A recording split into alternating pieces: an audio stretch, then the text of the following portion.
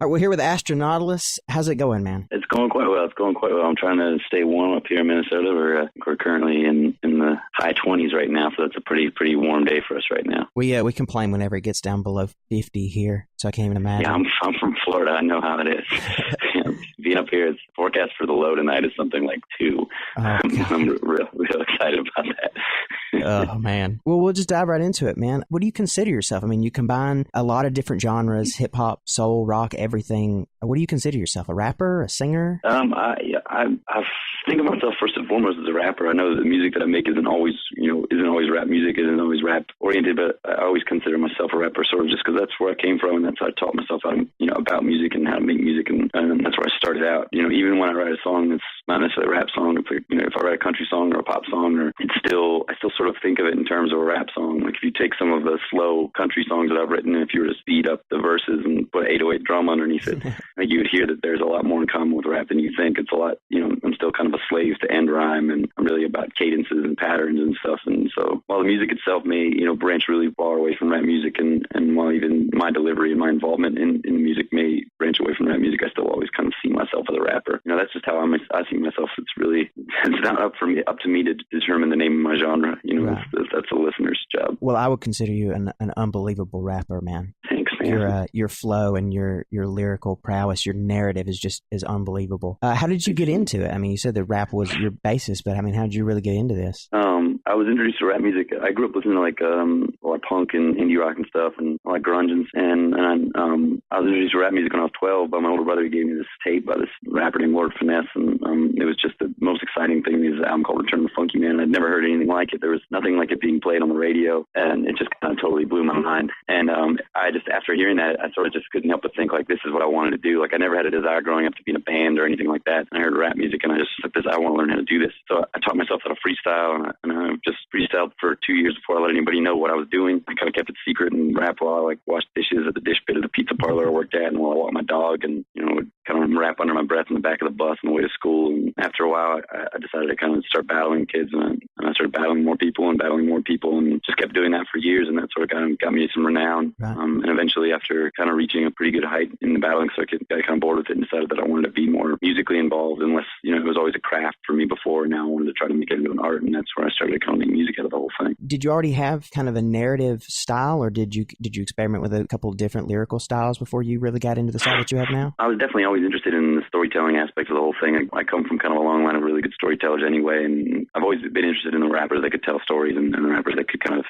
create evocative imagery and that sort of thing. So that was always there, and even in the freestyling and stuff, I really focused in that direction. It's something that I didn't really totally grasp until I started to kind of really sink my teeth into the music. On This Is Our Science, you refer to your songs as spirituals, and I don't know, for some reason, whenever I listen to it and I listen to the stories that you're telling, whenever you say that, it hits me, and I think that's a really fitting description. I mean, what do you think? Do you think they really are kind of spiritual stories? There's sort of a tongue-in-cheek aspect to that, but then there's also like a bit of truth to it too. The songs do mean a lot to me, and the songs are something that, particularly on that record, are meant to be bigger than themselves. They're meant to be, that record is meant to be a motivator. It's meant to be a record that inspires people and gets people excited. Whereas, other records had different goals. This record was definitely a goal to kind of show everybody what me and my friends have done with our lives, and sort of kind of suggest that you can do this as well. And so there is sort of this, kind of greater cause to the whole thing. I sort of always kind of take myself pretty seriously, but I also think it's important to kind of, take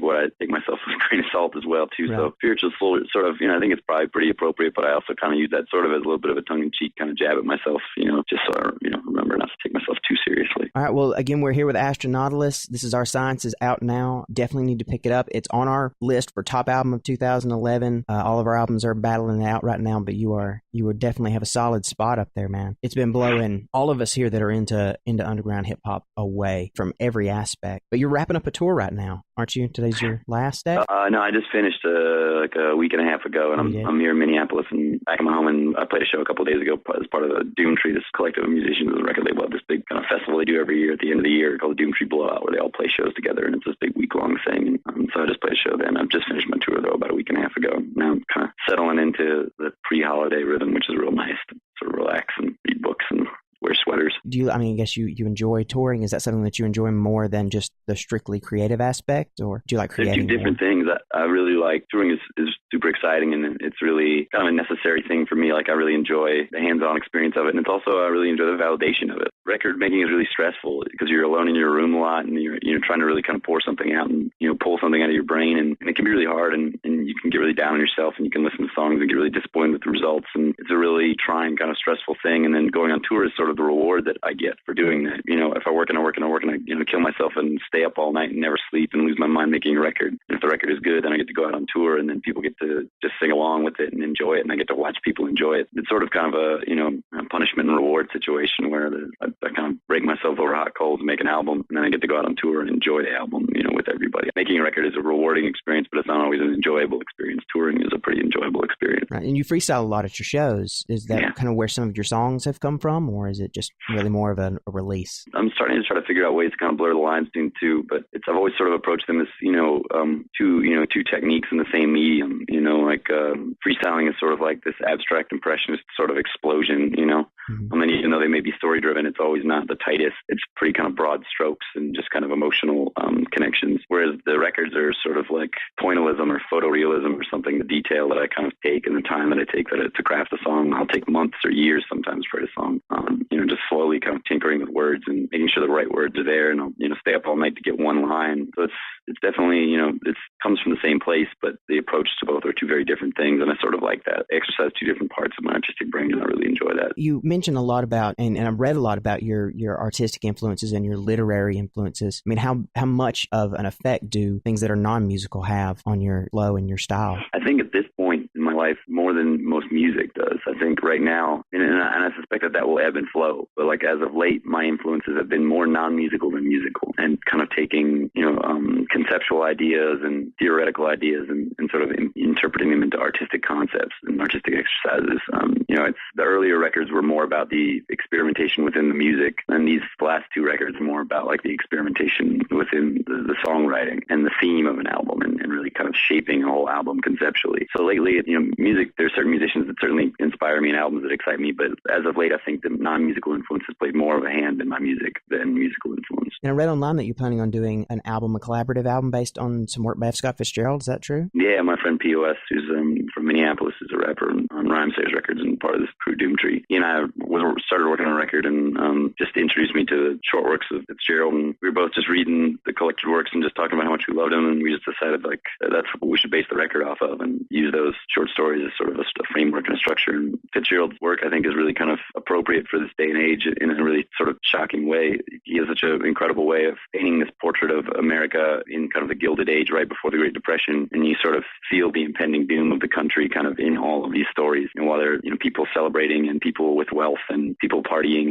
and carousing, like you definitely kind of feel the impending collapse of America kind of creeping around the corner. There's sort of a dark kind of sadness to it, and I feel like that sort of idea of an America, a gilded, wealthy America, naive of its own impending doom is, I think, pretty appropriate parallel to what's going on in America right now. Absolutely. A lot of your songs touch on, aspects of growth, but not just positive growth, but negative growth and of doom. There's a lot of tracks on This Is Our Science that they have kind of a Bruce Springsteen working man style kind of storytelling to them. Is that, are you a pessimist? I mean, is that something that just comes out of you? I think if anything, funny, because I get this a lot actually. I'm a kind of relentlessly optimistic person, and I think there are dark details in that record and Pomegranate as well, and the music can often get very dark. It's funny because I think that to me the most optimistic song on the album is the song Holy Water, which is easily the creepiest, kind of darkest song on the record. Right. And while there's some songs that are pretty damn sad on This Is Our Science, all in all, I feel like the message is optimistic. It is, in the end, like you can push through all of this stuff, and still kind of come out on top. And so it was really important to me when I was making a record that sort of documents the last 7 years of my life on tour that I don't overly romanticize it. That I don't just talk about how it's the greatest thing ever of all time, because it's not always, and it's a really hard job. And having worked tons and tons of jobs, this is the hardest job I've ever had because it's the job that matters, So it does get really dark, and it's easy to get kind of down on yourself. But in the end, the message of the record, despite all of these kind of really low dips on the record, is, you are working towards an incredible height, And so there are pessimistic moments, there are really dark moments, but I consider it to be be a really optimistic record all in all. I consider myself to be sort of kind of a relentless optimist. I'm pretty kind of overly positive. That's a good thing to be, especially in today's age with things the way they are. It can be tough, man. It can be tough. It can be very tough. Has this record and this tour been, you've seen a lot of love from it. I mean, how's it compare to tours on albums like Pomegranate and things like that? It's kind of blown away everything we've ever done before and surpassed every expectation that we had or the record label had or that anybody had. I mean, the whole record was, really publicized without, we had a PR guy, one guy working PR, one girl working the college radio, and then me and then one guy from the record label just kind of hammering it out online. So these 4 people were just working the record, and that was our team. There was really no budget, and it was pretty amazing to see because it was all just word of mouth and it was all just fan support really that did it in the end, and the fact that the record has done so well and the reception has been so broad and resounding is just like a pretty unbelievable affirmation for the last 7 years of kind of grinding that I've done on the road and we played almost about 1,000 shows and on tour about 10 months out of the year for the last 7 years, and just starting out sleeping in cars and kind of slowly working our way up, and now now I'm sitting in my apartment, kind of a quiet little room in a house with some friends. And the fact that I'm able to pay my rent and my manager's able to pay his rent off of our music, because of the support of these, by and large people that are total strangers is a pretty amazing affirmation. It's a pretty incredible feeling, and the response to this record has just been sort of jaw dropping. It's really exciting time. And you got some support from Tegan and Sarah. They got to tour with you, and you got to tour with them, and then Tegan guest spotted on Contrails, which is your first single off of This Is Our Science. How did that meeting kind of come together? It was sort of funny. Like I had a booking agent that started working with me 2 years ago, and it was kind of a big thing. It was real exciting for us because it was part of this big booking agency, and we had always booked ourselves and been kind of real punk rock, and it was going to be an exciting time for us. And his first task is he's like, I'm going to try and get you this show with Tegan and Sarah. And we were like, yeah, right, buddy, whatever. I'm a huge Tegan and Sarah fan, and I was just like, we didn't even plan that it would happen. And he submitted it to them, and it turned out that Sarah was a fan of the music already, and they were like, sure, we'll let him try out for this. You gave me one shot on a Seattle show back when I was living in Seattle, and the show went really well. Like the fans loved it, and they loved it, and we all got along really great. And 2 weeks time came, and they had to choose who they were going to take on their European tour, and they just, without any hesitation, chose me. Like the band loved me, and they loved me, and their management loved me, and everything. So they took me to Europe, and I went really well with their fans, and we all became really good friends. And then they just took me on more shows and more tours, and they've just, I really can't say enough nice things about those girls. They've really gone above and beyond and done so many incredible things to try to help me out and help my career out, and pretty astounding. I'm really kind of lucky to have fallen into their arms and for them to just take such great lengths to try to help me, kind of carve my name out. It's just been amazing. They're kind of becoming a nexus for the new acts that are really hitting, especially with college radio and people that are fans of their music, because they push so many groups and many artists out there, and it's great to see people really giving each other a hand, artists especially giving each other a hand, because that seems like something that maybe a lot of people and bands and artists don't really do nowadays. Well, I think it's it can kind of go two ways. I think there's a lot of people that are it's a pretty competitive business, and so people can get really competitive, and it's also a very nepotistic business, and people can just kind of help out their friends blindly and not necessarily based on talent as well too. So it's tough, you got to kind of find this balance. I try to help out the people that have helped me out, and I try to help out the people that I really love, and also make sure that I'm supporting acts that I really believe in. Like I don't want to just post about bands just because they're someone that I know. I want to post about bands that I love, so that when people read what I write and people see me work with other artists, they can it's a reflection on me as well. So it does mean a lot that Tina and Sarah felt that they could take their name on my work. That they've been years and years crafting this incredible reputation of not only being great musicians but having a great ear for other musicians and other artists, so that when they support somebody, their fans really believe in them. Their fans will give it a fair crack, even though my music is so different from theirs. Their fans have been amazing. Their fans have, and it's because they know that if Tegan puts her name to something or Sarah puts her name to something, it's going to be of a pretty high quality, and that's pretty awesome. And so I think it's tough business a lot of times, but it's nice to know that there are people out there. I have a lot of really great friends that have done a lot of really great things for me, and I hope to get to do the same to people as well. All right. Well, again, we're here with Astronautalis. This is Our Science, one of our top albums of 2011, possibly our top album when it all shakes out. I'm pushing real hard for it to be top album of 2011 around here. What's in store for 2012, man? What you got on the plate? Right now we're about to announce our European tour. I'm going on tour in Europe with my friend Bluebird, who's a rapper friend of mine from Florida, whose album I just actually produced. His album is coming out January 24th, and that's the first album that I've ever produced myself and my friend Radical Face, who's a musician from Jacksonville, Florida, that I grew up with.